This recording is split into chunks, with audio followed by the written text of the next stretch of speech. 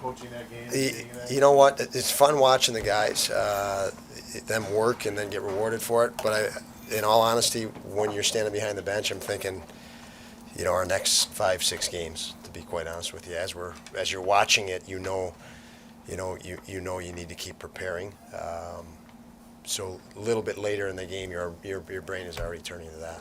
You said a couple days ago that Tage Thompson's going to start scoring as long as he keeps shooting. And the last 2 games, pretty much what you were talking about, that eventually they were going to start going in, all the shots continue. Yeah, I mean, yes, you just know it. You see it. You see, we've seen Kyle Okposo play really, really well the last few games, and you're with these guys every day. You've coached for obviously too many years to count, but you see ahead of time how these guys are getting and feeling their game and finding a rhythm, as I've talked about a lot.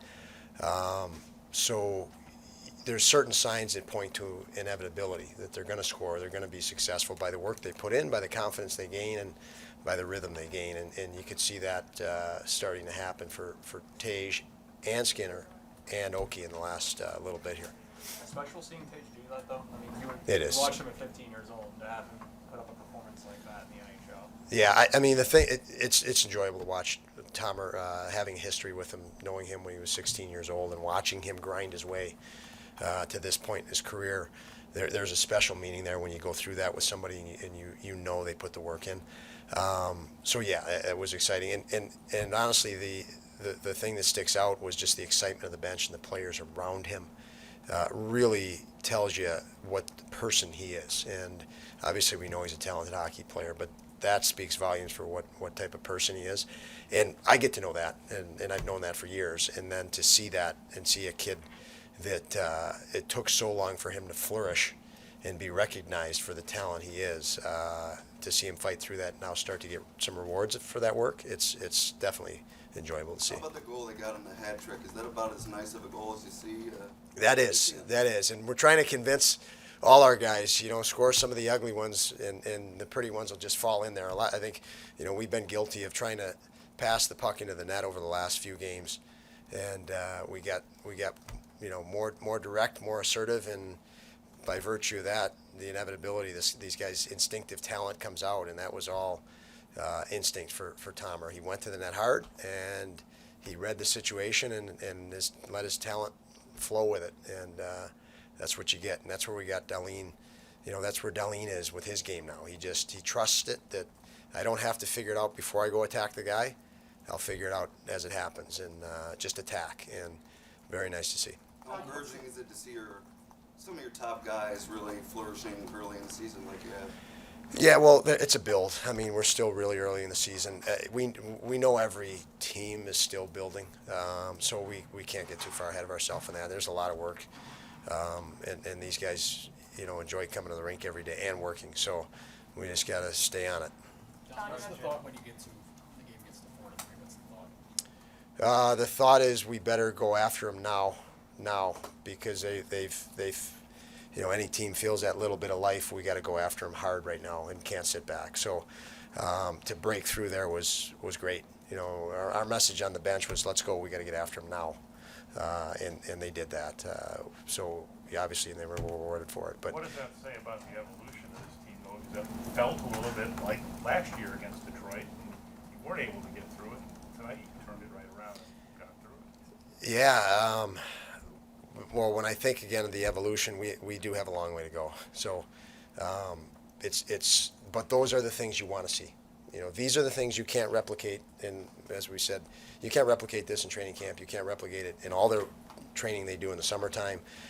You have to go through the regular season, give up a goal, be crunched, and decide whether you're going to tighten up or get back after it. And again, you can only replicate that in game. We tried to use those scenarios last year. I spoke of that a lot, that adversity is going to make us better in the future. And, it will continue to do that. Like I said, this is evolution. We know we have a lot of these guys continuing to be back now. They're in our franchise. We can see that building with the contracts we're signing.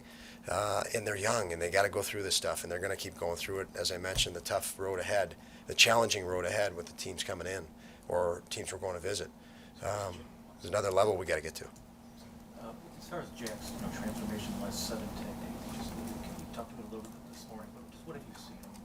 Even beyond the goal, his hit tonight, it seems like he's reached another level. He has reached another level, and probably a couple, and it's a credit to him as his talent. Little bit, miraculous, where he looked like things were challenging him, different areas, offensively, defensively. He was able to set, we sat him out a couple games just to catch his breath, really. And I remember mentioning you guys last year. He's like a homing torpedo. He can recalibrate and figure it out. And amazing how he came back in the lineup. It looks like a new player with new energy, and really a credit to him for being able to adjust himself. It wasn't really anything I did or the coaches did, other than real simple messages and basically supporting him, knowing we'd seen him a lot last year. And that's the nice part of having Rochester close, is he's a talented kid. He's going to do it. Don, you had 14 different guys on the score sheet tonight and significantly more net presence than Saturday night. What does that say about the younger guys' ability to grasp the film and what you needed them to change to be able to adapt so quickly? Yeah, I guess it says, I don't know if it says they're listening or not, but no, I don't want to make it sound like we're doing this as a coaching staff. We're not. These are guys that you point, you challenge, and they pick up. There's a lot of stuff that's nice that you hear them talking on the bench and situations you don't have to coach. But I think they collectively, they recognize that. We would bring it to their attention that they could score more by being a little bit more aggressive, and I think they just took over, honestly. It's fun to see, and it does say a lot. You don't have. We had a little bit more opportunity tonight than you typically would get. I think we caught a team on a more challenging night for them, but our guys did take advantage of that. So it's a credit for that. But the perspective, I know we probably did catch them on a little tougher night for them. Well, Don, when you have these emotional types of games where people are breaking records or tying records, are you able to take a step back and kind of look at how this culture growth that you and Kevin and the staff have built and how it's finally having results? Yeah, I don't ever want to do that, actually, because it's just too tough of a league. And I haven't done that as a coach. It's, as I mentioned, you're on that bench and this game, okay, we're in a situation where we're going to win this game down the stretch. You're already thinking about the next game. Honestly, you're thinking about, with situations within the game, okay, we got to get to that guy tomorrow morning to discuss it. Should have been simpler or easier, or are we communicating it right? So you're always processing like that. How can we get better? And, in all honesty, we just need to keep getting better. Obviously, it was a goal fest, but it took its time to get there. When you're at 1-1 in the beginning of the second period and the puck just didn't look like it was falling your way at any point, how do you dig yourself out of that and get those goals? Yeah, those are the situations that I love us being in, because that's a situation I mentioned. You cannot replicate that potential tension, where you feel you deserve something more. You feel like you deserve to be up a couple. You hit a post here, we need to go through that knowing that, embrace it. It's going to happen again. It's probably going to happen worse. We know that. So how are we going to deal with it? And those are the things we're doing and trying to do behind the scenes, is use all those as moments that we can grow, become something better because of. And so adversity is a good thing as long as you're winning hockey games, and that's our intent. And we know we're going to have to face this stuff. So I like the way our guys handled it.